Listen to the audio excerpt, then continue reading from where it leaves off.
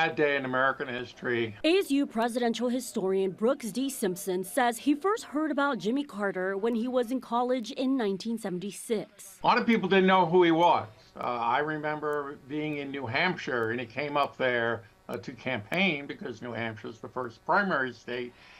And I didn't think it was likely that he was going to win. He was battling the Democratic establishment. But Carter kept on swinging. He would beat Arizona's Mo Udall for the Democratic presidential nomination and eventually became the 39th president of the United States. He was an outstanding man, an outstanding president, and an outstanding individual. Former U.S. Senator for Arizona Dennis DeConcini says he and Carter didn't see eye to eye during his presidency on important Arizona issues like the Central Arizona Project or on international issues like the Panama Canal Treaty.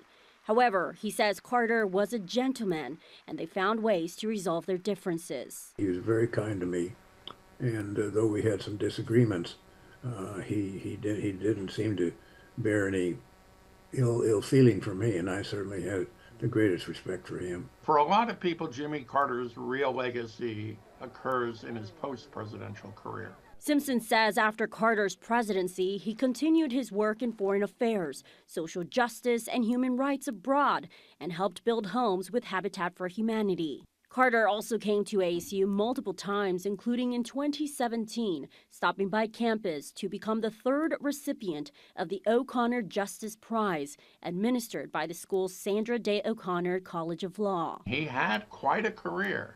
And if you look at everything Carter did during that time, you can use him as a prism of a version of American history over the past century. I also talked with Terry Bracey over the phone. He was appointed by former President Carter as the Assistant Secretary of Transportation. Bracey tells me the Carter administration was behind multiple infrastructure projects in Arizona cities like Phoenix and Tucson. Reporting live in studio, Casey Torres, Arizona's Family.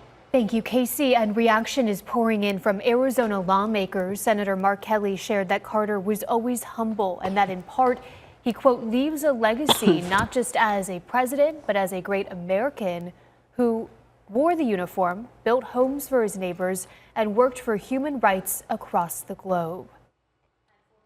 Governor Doug Ducey also sharing his thoughts on Carter.